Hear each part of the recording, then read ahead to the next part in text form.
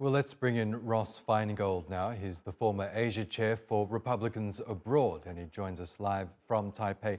Good to have you back with us, Ross. This latest sprawling 98-page Georgia indictment listed 19 defendants, one of which was, of course, Donald Trump, and 41 criminal counts in all. So prosecutors in Georgia clearly think they have a strong case here. Do you think these charges will stick against Trump and indeed the 18 other defendants? Indictment that has as many counts as you just mentioned, it's certainly highly likely that defendants are going to be convicted on some, or if not all, of the counts in the indictment. And that's why prosecutors will typically load up an indictment with as many counts as possible. So it's not just, for example, an act of alleged forgery or conspiracy to commit forgery. They add on the RICO statute, and this is a very powerful state statute that could be utilized against a group of defendants, and that's why the prosecutors have included violations of the Georgia state RICO statute as well.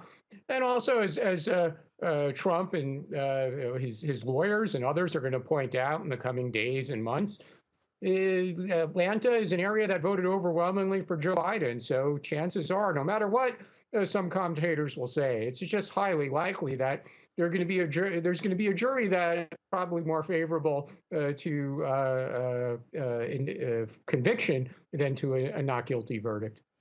Now, this latest case stems from...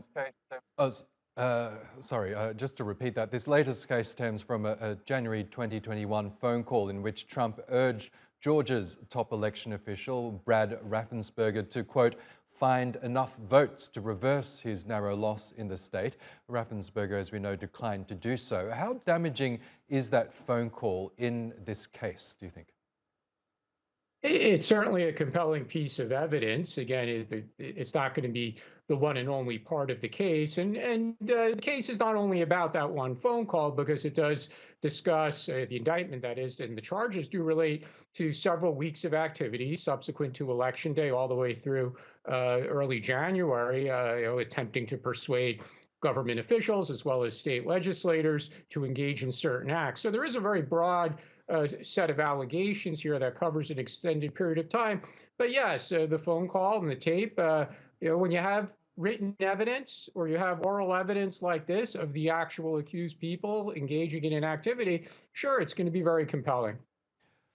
And just one last question, Ross. We know that in the wake of the three other indictments, Donald Trump's support has only grown among his own base. What do you think this latest indictment will do?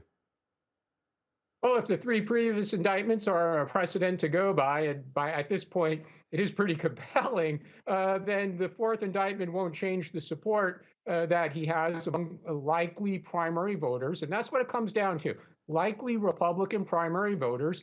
And all the data indicates that likely Republican primary voters overwhelmingly support former President Trump over his closest opponents in the Republican race. So as of now, there's no reason to believe that will change, and he will successfully fundraise off of this. And it's possible that his polling numbers among Republican voters is going to increase. Okay, Ross Feingold, we'll have to leave it there. But thanks as always for sharing your analysis with us.